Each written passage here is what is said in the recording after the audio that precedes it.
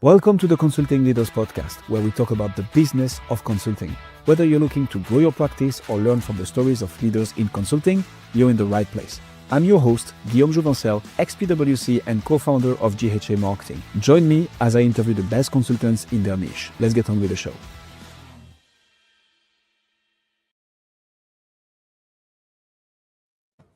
Amnon, welcome to Consulting Leaders. Happy to have Thank you you. for having me. Thank you so much for having me. It is my pleasure. Let's jump straight into it. What got you into consulting, Amnon? What's the story, and how did you end up specializing so deeply into Salesforce? Oh gosh, well, like any good story, it involves a woman. Um, Now I need to know more. not in that respect, somehow, but yeah, I mean, I've been a consultant pretty much my whole adult life, mainly the developer, but I did the occasional training jobs. I remember on one of my first projects, I always wanted to be part of the architecture team.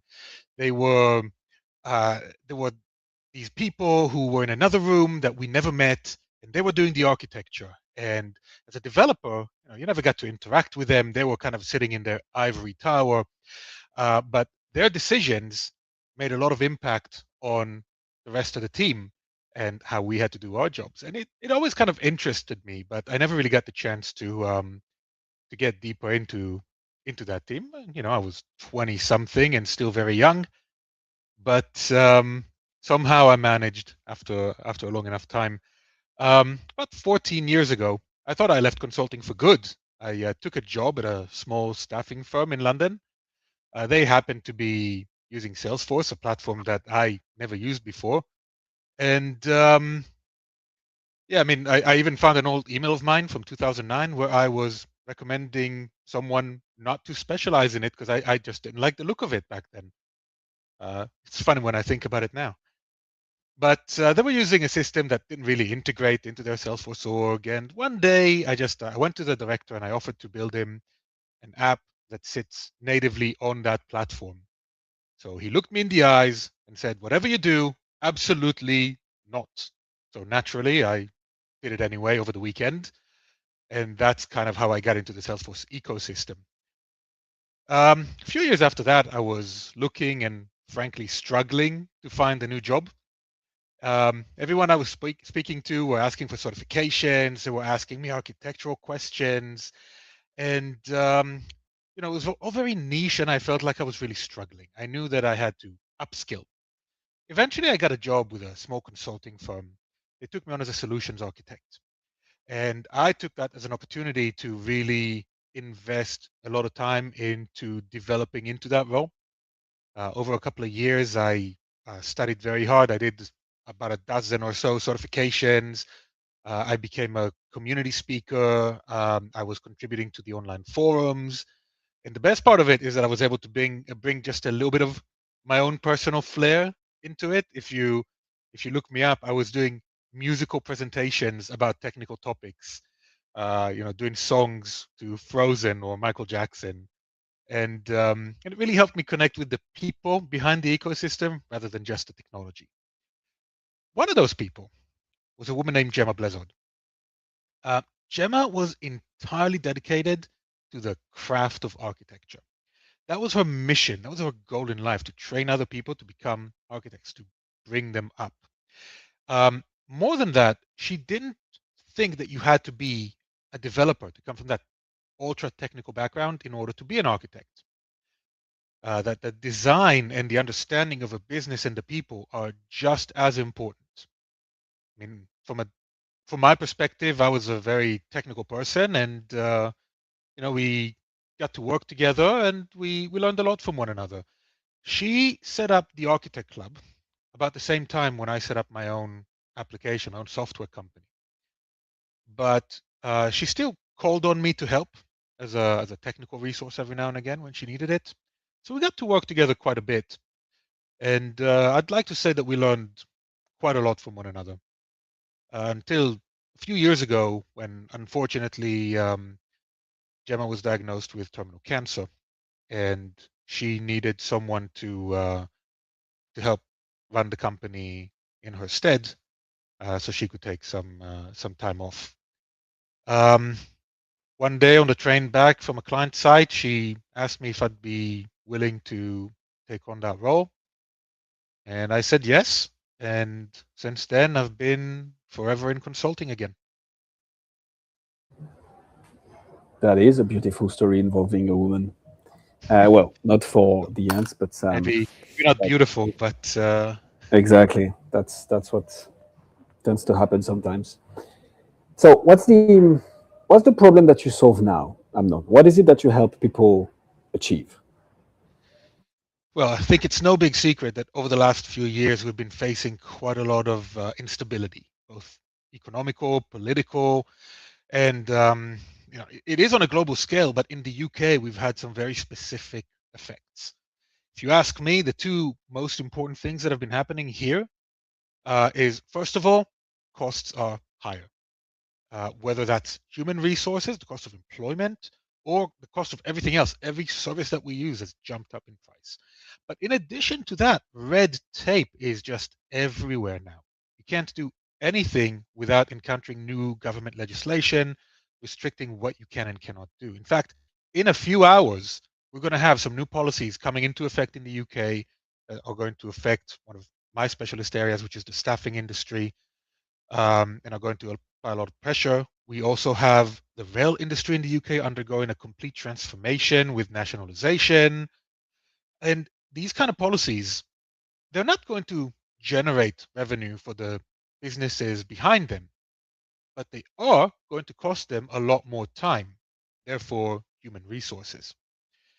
Now, if we consider that the cost of these human resources is increased, we kind of find ourselves with this double whammy where businesses are truly struggling to cope with everything that's happening all in the span of a few short years. So a lot of businesses need to reinvent themselves using automation. And fortunately for us, we've just entered this very bizarre, very transitory era where technology can do things it's never been able to do before. This is really like the advent of electricity or the invention of the internet, because now we are able through technology to automate things that were extremely human up until very recently. So the goal for us, the problem that we're trying to solve, is not replacing humans, but freeing up their time to do more human things. There's a lot of things that people do that just devour their day to day, right? Like, say you're a support agent and you're speaking on the phone to customers. You can spend half an hour easily talking to a single customer with a single problem. Now, when you think about it, you only have what, 16 half hours in a day? So you employ a whole person who can only help this limited number of people, can only generate so much value to your organization because the very concept of the way that you work as a business is not scalable. Once you understand that, the argument for using a chatbot or voice transcription becomes much more appealing because it means you can automate. It means you can free up that person from only being able to work those 16 half hours to something that's entirely scalable. Now you can, with one chatbot, you can service 30, 50, 80 customers in a day, and it doesn't really matter to you. And even if we're not completely automating that process, we can still make the job easier for humans if we surface the right information, if we give them the right tools to do things faster. I don't know about you, but if I was on the phone and a customer asked me to scroll through an Excel spreadsheet to find like a timesheet from 10 weeks ago, it's probably not the most fun part of my day. I'd rather have that information in 60 seconds and spend the other 29 talking to them about their holiday or their future plans for the business and build that human connection that's going to make them want to call me back next week. But to achieve all of this, uh, we're facing uh, we're facing a major challenge because for AI to work, for automation to work, we need data. We need connected data. And that's what most organizations out there don't have yet. So a lot of what we do these days is trying to bring data into a single place and connect it all in a single environment so that we can build that kind of automation, that kind of artificial intelligence layer on top of it, um, to bring real value and not just another LinkedIn post that says, look what I can do with AI. Who do you help, Amnon? Who is this for? Because business owners, companies is large, right? So they have a specific niche, industry, company size, ICPs that you're typically focusing on. Well, I'll be frank with you. Sometimes we work with one-person companies. Other times we work with national companies whose services I might even be using tomorrow. Um, it's it's fun being a consultant because you do face entirely different environments every single day. And while I don't get to do too much of it myself these days, we've got a team behind me. Um, it still it still serves as a huge window to the world and just how differently different businesses operate. I'd say it's not about the size or even type of business. I'd say if you want to be an ideal customer for a consultant, you need to have your business processes in place. Whether you're one person or 100, you just need a business process. I'll tell you why. It's because a business process is something that you can digitize. When you have a process written down on paper in a flowchart, however you have it, you can take this and digitize it and reflect in software what you have going on in humans.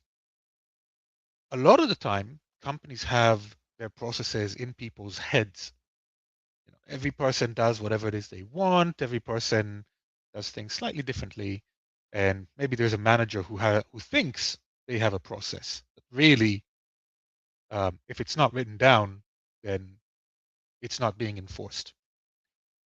And when you think about it, architecture is really just a translation of a business process into a technical landscape. A lot of people are going to argue against that and say that human adaptability is a very important factor in delivering results. And I absolutely agree. We all need a maverick moment every now and again. We need to come up with these unique ideas to tackle unique problems. But on the whole, if you don't have a business process that's written down, people are going to make mistakes. Amen to that. How do you market all this? I mean, obviously you have the behemoth behind you, right? Which is Salesforce. A lot of people own Salesforce. It's not like you. I mean, I suspect you have a bit of educational content or education to do around. Hey, this is why you potentially need someone helping you with the whole architecture of Salesforce. But that said, you don't need to sell the concept, right? So where does the value in the marketing comes from for you? How do you market? How do you brand? How do you get the attention of those sometimes solo practitioners all the way up to national companies, decision makers, so that they're like, yeah, I'm not we might be interested in working with you.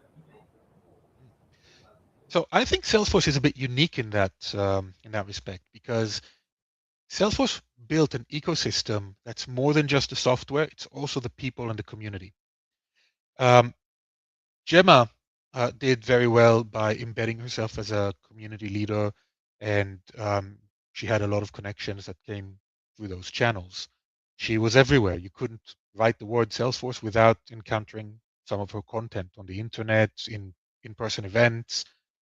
Um, I tried to do the same with myself. I tried to generate content. I did a lot of events myself, but if I'm completely honest with myself, she probably did a much better job than myself. I had the music thing going behind me, but she just had a character, and she was able to build a very solid customer base. For me, the way that we've been marketing is first of all through Salesforce themselves. Salesforce have a team of AEs in various different countries, and reaching out to them and forming these relationships with them has been instrumental in getting a steady stream of customers. That's because the Salesforce AEs, their day to day is meeting with new customers who are just joining the environment and don't really know how to set things up. and they need that hand-holding during that initial phase. And on and as well as that, they also have to deal with customers who might not have had a satisfactory implementation of the platform. People who might be complaining, and they're reaching out to their account manager to complain that Salesforce doesn't do this, it doesn't work. What we refer to in the industry as red accounts, um, who might need that additional burst of help before they can actually get value out of their implementation. Um, I like those red accounts. I'll be honest. I think everyone likes seeing something that doesn't work and making it work. There's a little bit of a spark that it gives us, and it's one of my favorite parts of the job, looking at something and fixing it. Taking something that's broken and making it not broken. Um, we've also had a lot of luck with partners. Mm-hmm.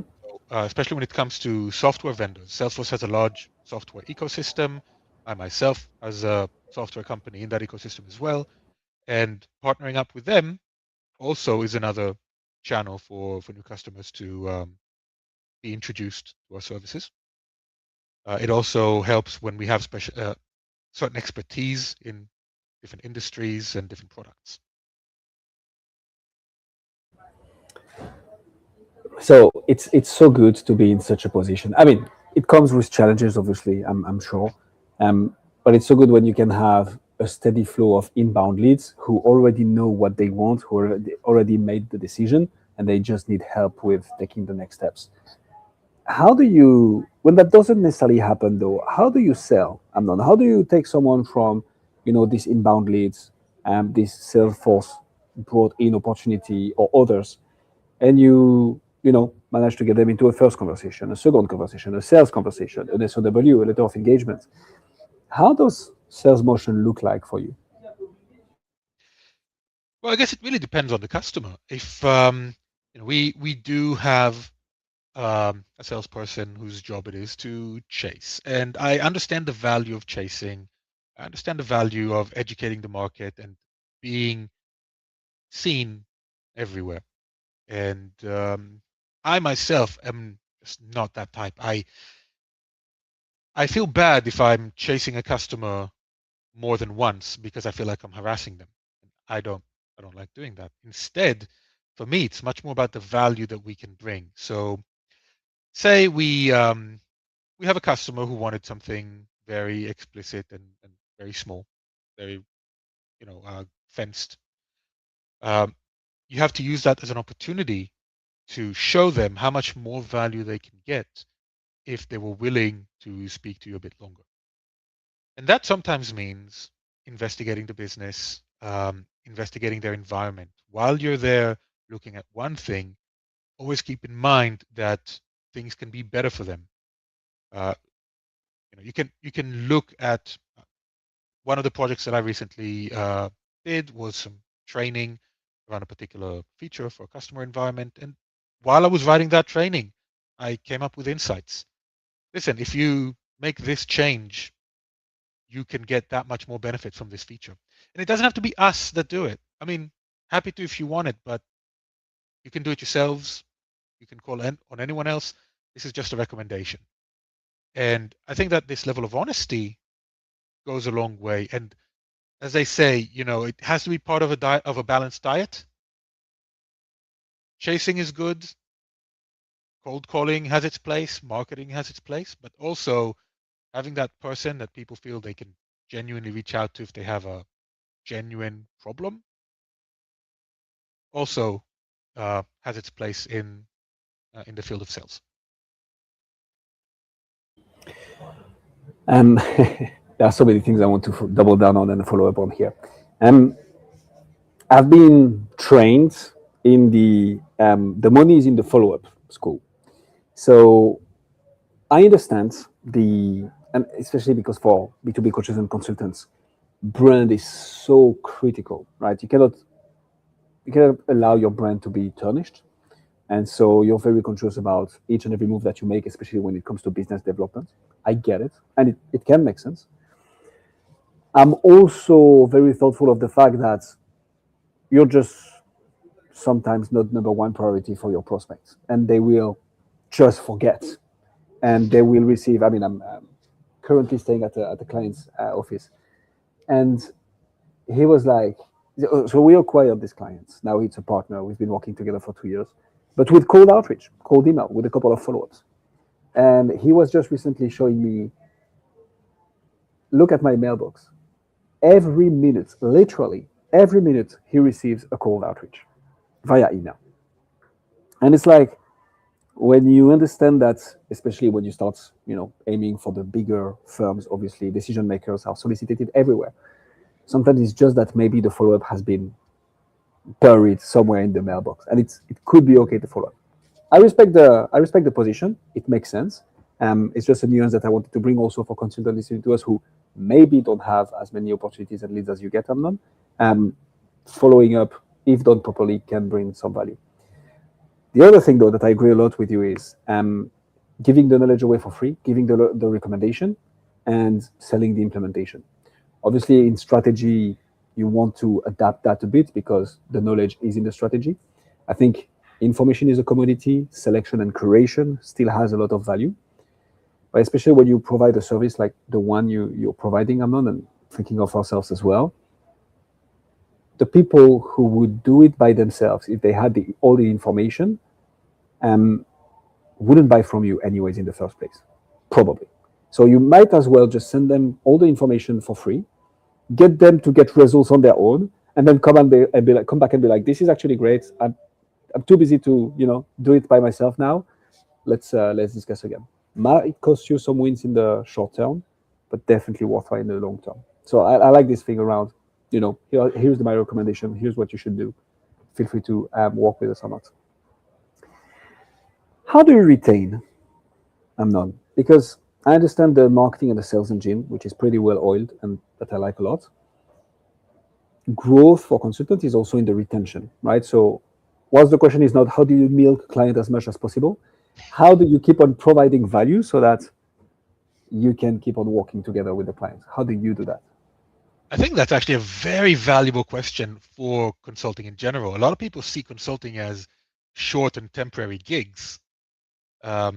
And it does actually affect quality. When you think you're not staying for more than a couple of years, you're not going to build solutions that last for longer than a couple of years because you don't feel like it's your problem.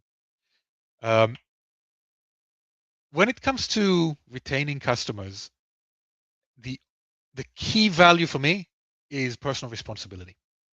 I can tell you a story. Recently, we've had a little incident, a big one, actually a very big one, not little incident, very big one. And someone did something they shouldn't have, and it boiled down to us. And there was absolutely no escaping that the responsibility was on our side. This customer had absolutely every right to come to me and tell me, look, you messed up. We don't want to work with you anymore. They're a fairly new customer as well, so it's not like we've had years of trust building to fall back on and, oh, well, it only happened once after 3 years. No, this was within the first 3 months of a project, and that happened. And yet, for whatever reason, they've decided that they want to keep working with us. And their explanation was the way that we handled the incident. First of all, we didn't play games. We took responsibility. We said, yes, this is our team that did this. I'm genuinely sorry. We started looking at solutions. We offered our assistance, even though there was not much we could have done. The solution ended up being coming from somewhere else, and we couldn't actively participate in it. We were there, we offered it, and we didn't play the blame game. Very often, consulting and software development in general, any kind of corporate environment is very much about covering yourself, covering your behind. But that's not a game that I like to play. It's about being honest, being truthful, and being responsible for your actions. And because we did those things, we were able to retain a very important customer. And hopefully, show that we can do better in the future.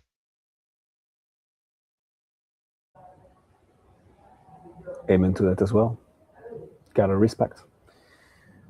Okay, I like the way you do business, Amnon. So I'm gonna throw a little bit of a curveball question at you now.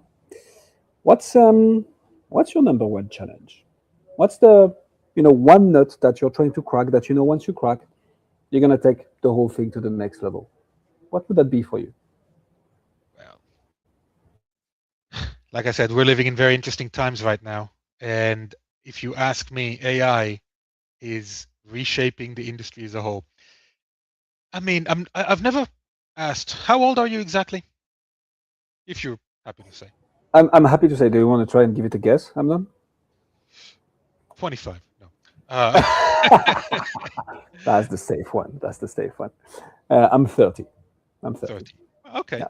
So I don't know. I'm 40, and I spend way too much time thinking to myself, what if I bought Bitcoin 20 years ago? What if I invested in the tech bubble before 2000? I know I was like 13, but still. What if? And I'm sure you have all those what ifs too. So I'm telling you right now, in 10 to 15 years time, there's going to be some other poor bloke on your program saying, why didn't I invest in AI? Why didn't I jump on that wagon and do something amazing with this technology? Because just like we have Jeff Bezos, just like we have Google and Musk and all of those people who took a technology and did something amazing with it and became figures, became someone. This is the next technology that's going to reshape our world for the next 20 to 30 years. My challenge is figuring out how to do something amazing and truly unique with it, as I think a lot of people are trying right now. So tell me how you're thinking about doing this. The reason is 99% of the time to that question now I get AI. And obviously, right, that's what's on everybody's minds. Although I do think that consultants haven't really nailed yet how to leverage it.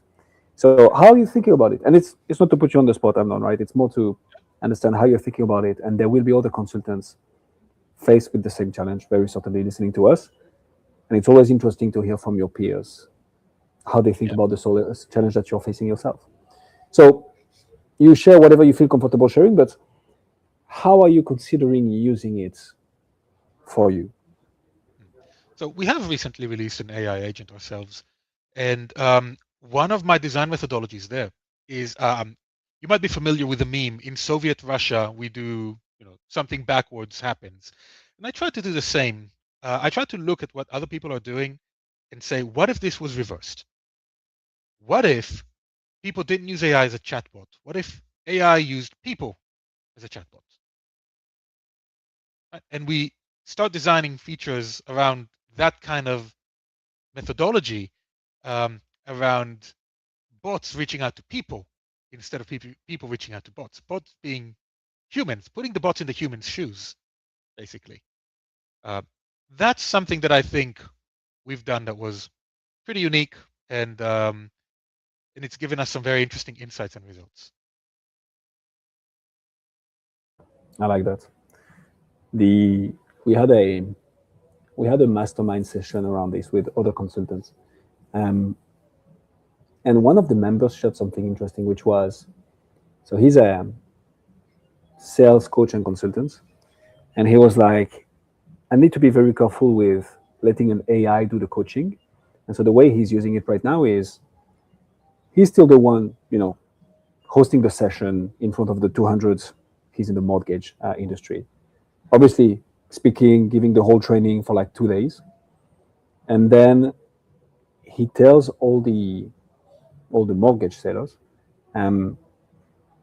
put your sales recording, GDPR, data privacy, consulting, whatsoever compliant into my AI, and I'll give you feedback based on what you said, the tonality that you had, and how you answer to some of the objections.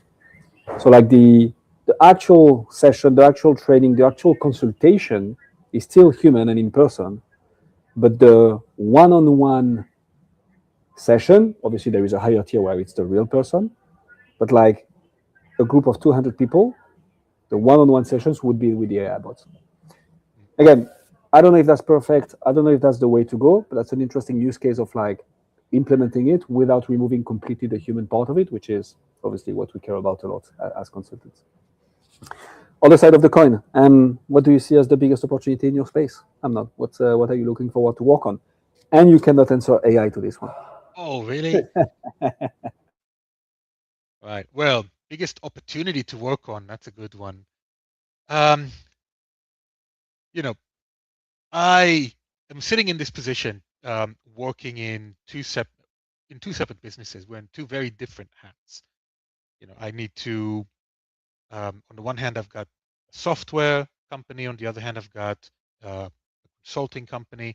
And my biggest opportunity is trying to tie these two together.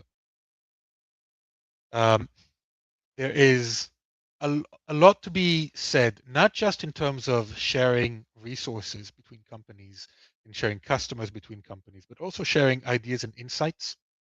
As a consultant, we get to experience so much. We get to see so many different businesses in different industries. And as a software vendor, a lot of people in the software industry actually have a very narrow worldview of how they think their users behave with their software. I feel that bringing those two together gives a more complete view to all sides involved around how to build software that is built for humans and maybe empowered by AI. But we still, our target audience is and always will be humans. Those are always going to be the people who matter. Amnon Kruvi, ladies and gentlemen. Amnon, if people want to find out more about you, see what you do, where should they go? LinkedIn, YouTube. Look for the weird guy who sings about Salesforce. We'll put all the links in the description. I can say one thing for sure, Amnon, is that you've gained at least one new connection on LinkedIn out of this interview. Me, I just added you. And you know what? I'm also going to subscribe to that YouTube channel. What's the name of the YouTube channel? Oh, it's not a channel. It's just from the London developer community group that where I did most of my sessions, and they upload it every month. They upload their meetups. It's a very good source for educational material if you're trying to get into that industry, to pick up insights from all sorts of community figures. And, Found it. Some of those feature me doing various songs in various outfits. Now I have to watch this. I just found the first one, which has a F Ledger as a Joker picture as the opening slide, so definitely to be watched. Thank you so much for coming on Consulting Leaders. Thank you so much for having me. Have a great day. Thanks for joining us on this episode of the Consulting Leaders Podcast. We hope you learned valuable lessons on how to grow your practice and take your business to the next level. Make sure to subscribe and leave us a review wherever you're listening to this show so you never miss an episode. To apply and be a guest on the show, click the link in the description. See you next time.